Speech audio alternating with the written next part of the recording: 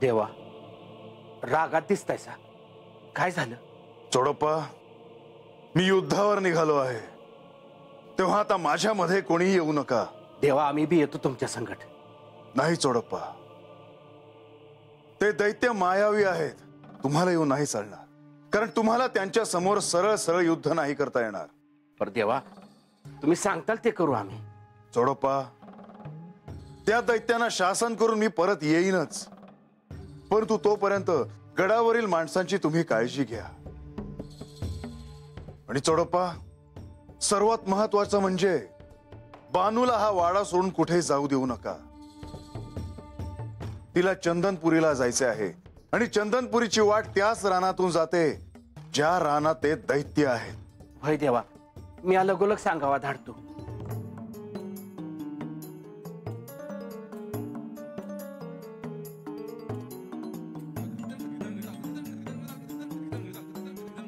म्हाळसा,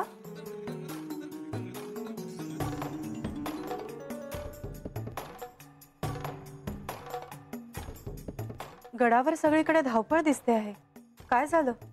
जे व्हायचं होतं तेच होतं आहे देवी. मी म्हणत होते तसंच होतं आहे. म्हणजे त्या दैत्यांनी पुन्हा? हो, त्या दैत्यांनी पुन्हा प्रजेला त्रास दिला. मग आता त्यांना शासन व्हायलाच हवं. हे स्वतः निघाले आहेत. त्यांच्याशी युद्ध करून त्यांना पराभूत करूनच येतील. हा शुभ संकेत आहे. आपल्या प्रजेला कुठल्याही संकटापासून वाचवण्यासाठी श्री खंडेराय समर्थ आहेत, आणि ते या दैत्यांचा पराभव करतील ह्यात काहीच शंका नाही.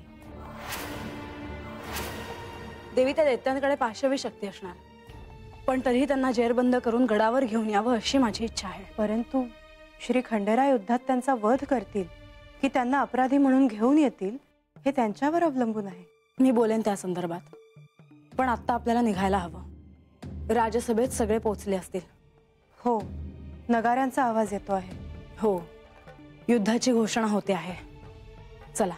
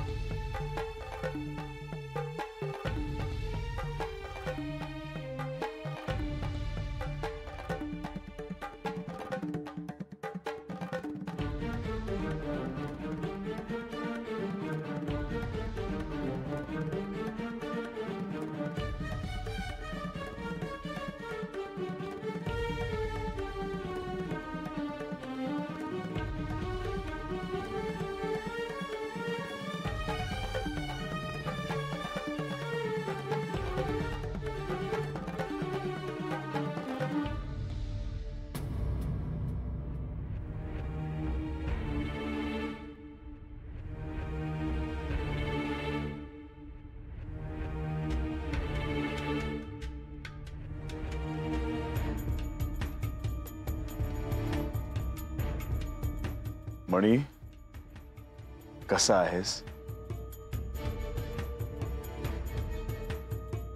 आता आपल्याला निघायचं आहे. बऱ्याच काळानंतर युद्ध आहे, आणि तेही दैत्यांशी. मणी, वाघ्या, तुम्ही दोघे जर माझ्या बरोबर असाल तर दुसरं कुणी नकोय. त्या दैत्यांनी जर त्यांचे वाहन आणले तर तुम्ही दोघे माझ्या बरोबर असाल. नाहीतर मणी, मी तुझ्यावरून उतरूनच त्या दैत्यांशी युद्ध करेन.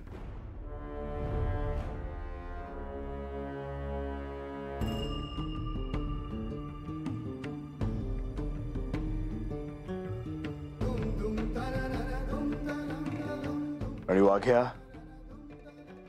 तू मध्येच रागावून युद्धभूमीवर येऊ नको. तुम्ही दोघे तुमच्या क्रोधावर नियंत्रण ठेवा. त्या दैत्यांना शासन करायला मी एकटाच समर्थ आहे. सूर्यास्ताआधीच आपण परत इथे येऊ. आणि अर्थातच विजयी होऊन.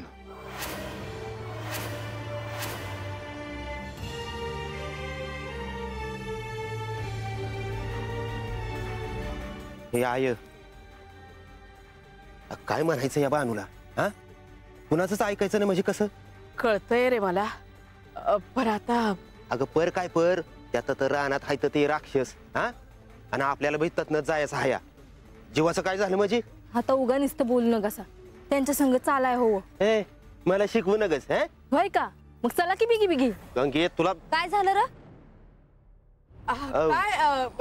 काय नाही. ये चला रे बिगी बिगी. हा आलो. हा चला.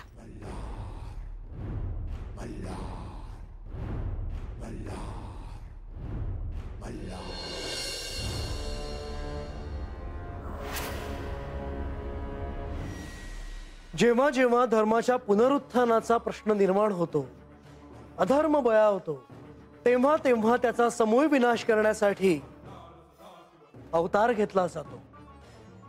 श्री महादेवांनी मणी आणि मल्ल यांच्यापासून सृष्टीचे संरक्षण करण्यासाठी, त्यांचा विनाश करण्यासाठी श्री मार्तंड भैरवाचा अवतार घेतला. मणी आणि मल्ल यांचा वध झाला. त्यांच्या कर्माचे त्यांना शासन मिळाले. तरीही दैत्य कुळातील काही दैत्य यातून काही शिकलेच नाहीत. त्यांनी त्यांची कुकृत्य सुरूच ठेवली. होय बंधू, अशांना क्षमा नाही. आज जेजुरीची परिस्थिती आहे ती त्या दैत्यांमुळे आहे. ही माझी प्रजा आहे. माझ्या प्रजेला मी संकटाच्या सामोरं कधीही जाऊ देणार नाही, आणि हे देखील भक्तांना संकटात सोडणार नाही. यांची कृपादृष्टी सदैव भक्तांवर आणि या जेजुरीवर राहीलच. आणि म्हणूनच हे दैत्यांशी युद्ध करण्यासाठी निघाले आहेत.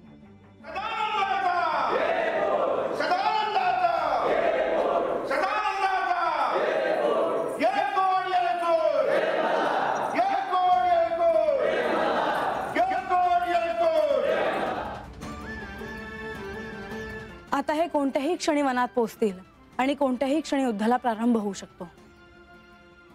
प्रधानजी त्यांच्याकडे प्रस्ताव घेऊन गेले होते. तेव्हा जर त्यांनी त्याचा स्वीकार केला असता तर आज हा क्षण कदाचित आला नसता. पण अखेर तो क्षण आलाच. आता त्यांची यातून सुटका होणे शक्य नाही. श्री खंडेराय त्यांना निश्चितच कडक असे शासन करतील. लवकरच युद्धाला प्रारंभ होईल. तेव्हा सगळ्यांनी धीराने आणि सामंजस्याने राहावे. कोणालाही काळजीचे कारण निर्माण होणार नाही, कारण यांची कृपादृष्टी सर्व जेजुरीवर आणि भक्तांवर राहीलच.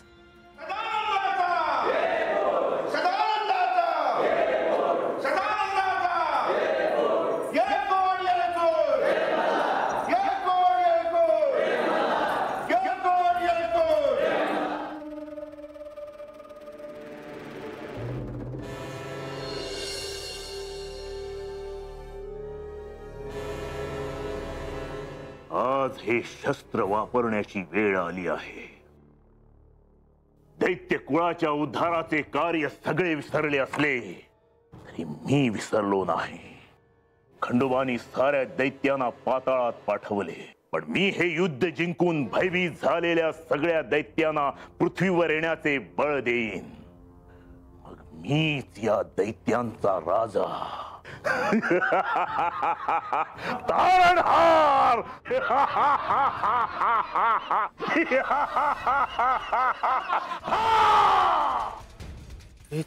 तू ऐकलंच का?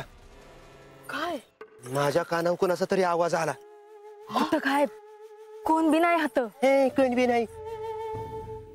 या आय, तिला सांग की समजून तू आज. हा, चल म्हणा माघारी. अरे आता कस काय समजवायचं तिला? आता ए बानू, काय ग मावशी, हात कशा पाय थांबलीस? नाही नाही, वाईच म्हणले जरा दम खाऊया. अगं आता हात नग थांबाया, थेट चंदनपुरीला जाऊनच थांबू. चल. वय वय. ए वय वय काय वय वय? बानू, मी काय म्हणतो, वाईच विचार करतो. कसला? हेच अगर रानात राक्षस आहे ती, उगा कशाला नाही का? मी जाणार आहे. तुम्हाला यायचं असेल तर चला, नाही तर राहू द्या.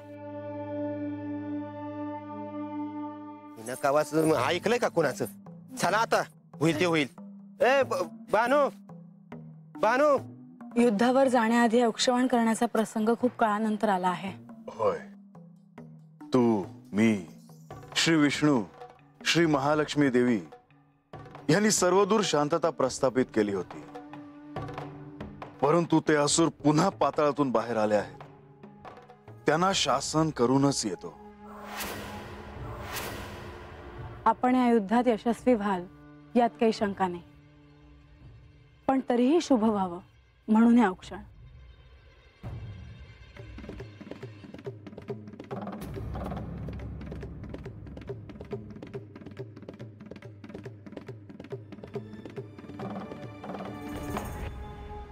येतो मी.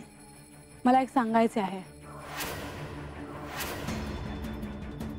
तुम्ही आता युद्धावर चालले आहात, ही योग्य वेळ नाही, पण त्या गोष्टीसाठी मला विलंब नको आहे. एवढं काय महत्वाचं आहे? हे कार्य पार पाडल्यानंतर बानूला मी जी आज्ञा दिली होती त्याबद्दल आपण बोलूयात. पुढे अद्याप त्याचं काही झालं नाही. येतो मी.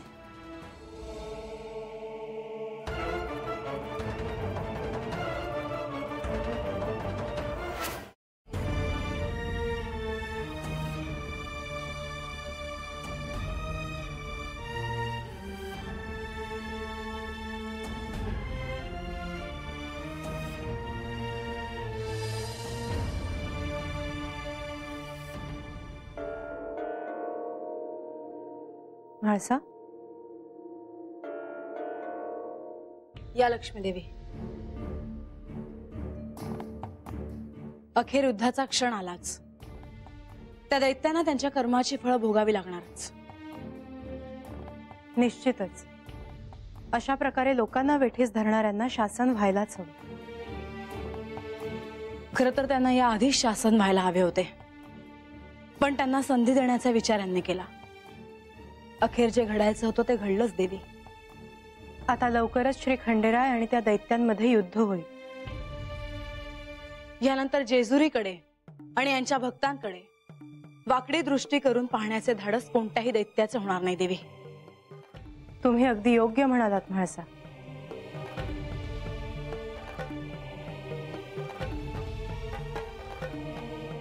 म्हाळसा, तुमच्या मनात अजून कुठला विचार आहे का? हो, मी बानूला जी आज्ञा दिली आहे त्याचा निर्णय युद्ध संपताक्षणी घ्यायचा आहे, आणि याबद्दल मी यांच्याशी बोलले आहे देवी. श्री खंडेरायांनी बानूला युद्ध होईपर्यंत जेजुरी सोडून जाऊ नकोस असं सांगितलं. हे एका अर्थी बरंच झालं. हो, पण हे युद्ध संपताक्षणी त्याचा निर्णय घेतला जाईलच. हे युद्ध केव्हा सुरू होत आहे याची मी वाट बघते आहे देवी. युद्धाला प्रारंभ होता क्षणीच गडावर नगारे वाजवले जाणार आहे.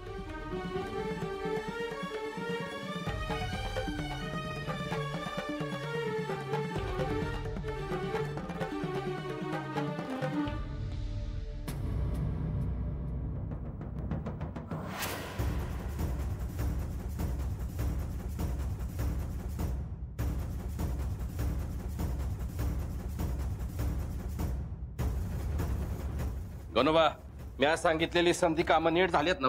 वय की जसं तसं युद्ध सुरू होईल तसं हातगडावर नगारा वाजवायला सांगितलेलं आहे. बरं. परधानजी आणि लक्ष्मी देवीने बी तसं सांगितलेलं आहे. आणि गडावर समधीकडे ध्यान असू द्या. अहो आहेच की. अहो समधीकडे ध्यान आहे माझं. आता काय चाललेलं आहे समज ठावा आहे मला. तुम्ही काय बी काळजी करू नका.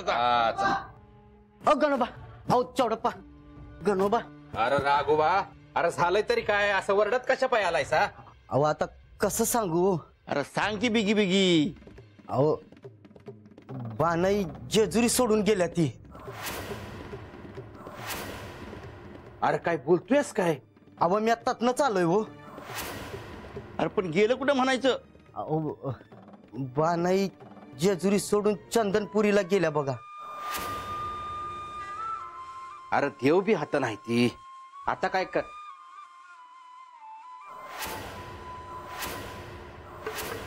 चोडप्पा, अहो काय झालं? नक्कीच काहीतरी बिनसलेलं दिसतंय. युद्धाची काही वार्ता आली का? अव नाही व. अव जे भयानक होतं तेच झालंय बघा. नक्की काय झालंय? ते बानाई जेजुरी सोडून निघून गेल्यात. काय? होय. अव त्या जेजुरी सोडून गेले चंदनपुरीला, तर काय करावं कळत नाही बघा. आणि देव बी हात नाही. ती ही वार्ता देवींना द्यायला हवी.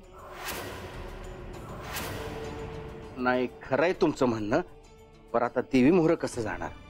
अहो पण असं न जाऊन कसं चालेल? त्यांना हे कळायलाच हवं. मी काय म्हणतो या, तुम्हीच देवीसनी जाऊन सांगताला का? अहो मी कसं? अहो तुम्ही जाऊन सांगा त्यासनी. हो तर मागून आम्ही येतो आणि समज सांगतो त्यासनी. पर आता नाही म्हणू नका. बरं मी सांगते. होय होय. पण तुम्ही पण त्यांना भेटा. होय होय होय. ही वार्ता माझ्या कानावर पडली असं मी सांगते त्यांना.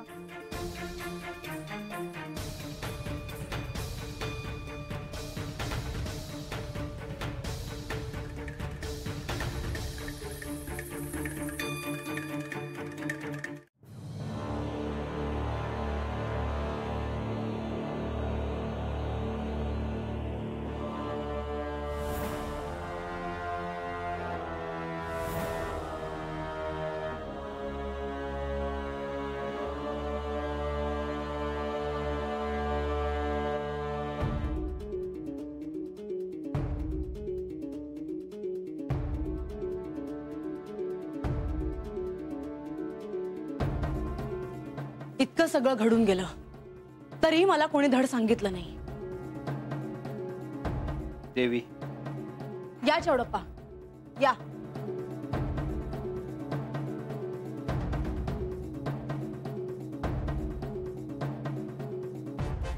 गडावर काय घडतं आहे याची तुम्हाला कल्पना असते ना? वैजी, मग मला त्या गोष्टी वेळीच का नाही कळत? त्या घडून गेल्यानंतर का कळतात? माधवीने मला जी वार्ता दिली ती खरी आहे का? वैजी, तुम्ही ऐकलेलं खरं आहे. बानाई वाडा सोडून निघून गेले आहेत. आम्ही तुम्हाला सांगणारच होतो, पण काय चौडप्पा? ही साधी गोष्ट नाही. बानूने जेजुरी सोडून जाणं हे ती गेल्यानंतर मला कळतं आहे. खरं तर तुम्ही तिला जाण्यापासून थांबवायला हवं होतं. देवी, मी त्यासनी थांबायला सांगितलं होतं जी, पर त्यांनी नाही ऐकलं. मी त्यासनी म्हणलं होतं का देवांनी सांगावा धाडला होता, पण काय? तिने ऐकलं नाही. ती थांबली नाही. राघोबा, तुम्हाला जर ही गोष्ट ठाऊक होती तर तुम्ही ती मला सांगितली का नाही? देवी, आमच्याकडनं चूक झाली बघा. अशी चूक पुण्यांदा नाही होणार की.